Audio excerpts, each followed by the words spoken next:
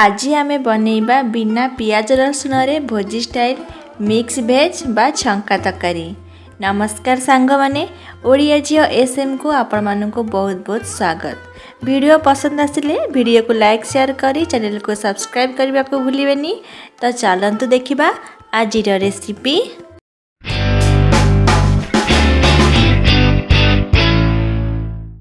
मु एठी परिबा भितरु गोटे मीडियम साइज बीट, गोटे छोट साइज फूलकोबी, दुईटी छोट साइज कैप्सिकम आ दुईटी गाजर, किछि झुडंग आ किछि कखारु, चारोटी पोटल को एमती चारि कणिका करी काटी देइछि।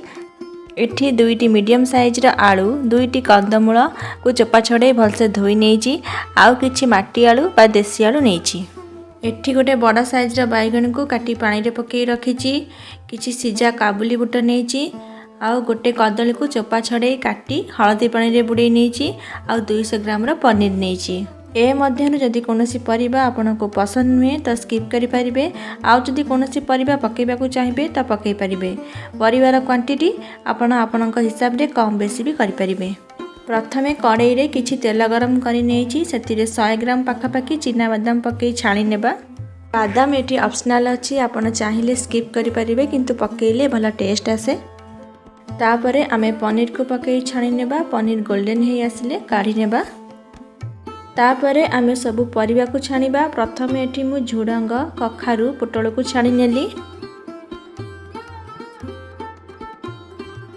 तापरे कोबी, कैप्सिकम को छाणी नेबा। तापरे बैगन, कदली को छाणीबा। तापरे गाजर, बीट, शेषरे आलू, माटी आलू, कंदमूल को पकाई छाणी नेबा। मु एठी सबु परिबा को छाणी कि नेउची, काहेकि ना भोजी रे भी छाणी कि नियंती। आपण चाहिले अल्प तेल रे भाजी नेई परिबे। तापरे आमे मसला बनेइबा। तो एठी गोटे बड़ चम्मच धनिया, गोटे छोट चम्मच जीरा, फाळे चक्रफूल, फाळे जावित्री, दुईटी बड़ अलैच, दुईटी गुजराती, फाळे जायफल, दुईटी दालचीनी, 6 रु 7 लवंग, 7 रु 8 गोलमरीच, आउ एठी गोटे बड़ साइज टमाटर आ गोटे इंच अदा नेची। सबु मसला को गोटे ग्राइंडर रे दे सुखिला रे प्रथमे गुंड करि नेबा। तापरे सेतिरे टमाटर और अदा को दे ग्राइंडिंग कर देबा।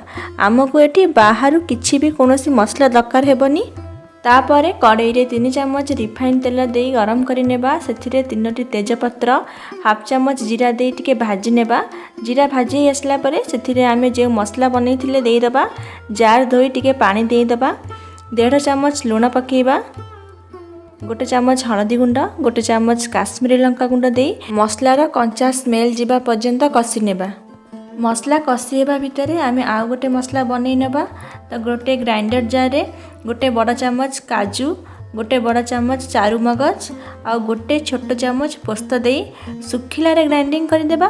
तापरे किछि पानी दे चिकन की ग्राइंडिंग करि नेबा। एठी मसला टिके टिके कसी हे आसलानी। एबे एथिरे काजू मगज पेस्ट को दे देबा। फ्लेम को लो करी मसला को कसी नेबा। देखंतु मसला रु तेल छाड़ी आसलानी। एबे एथिरे सिझा काबुली बोट को दे देबा। बोट को बेसी सिझेई नथिबा, दर सिझा होइथिबो, बाकी एठी सिझिबो। तापरे आमे जो छाणी की रखिथिबा परिबा को सब पकेइबा। सब तक भलसे मिसेई दबा। एठी मु गोटे छोट गिना पाखापाखि पानी देउची। पानी देसला परे कवर करी किछि समय फुटिबा को छाड़ी देबा। देखंतु परिबारे मसला मिसी गलानी, आ बाकी परिबा बुट सब सिझी गलानी, पानी भी सुखी जाइछि। एबे एथिरे आमे छाणी की रखिथिबा बादाम को देई देबा। एबे एथिरे गोटे सीक्रेट जिंस पकेइबा, जहा द्वारा आम मिक्स भेज रा टेस्ट आहुरी बढ़ी जिवो। गोटे चम्मच गुआ घिया। घिया एठी निश्चिंत पकेइबे सांग माने, टेस्ट बहुत भल आसीबो। तापरे कटा धनिया पत्र को पकेई सबु को मिक्स करि देबा। टेस्ट को बैलेंस करबा पई मु एठी गोटे छोट चम्मच चीनी पकोउची। आपण चाहिले स्किप करि परिबे। तो पुणी थरे कवर करी लो फ्लेम रे किछि समय पई छाडी देबा।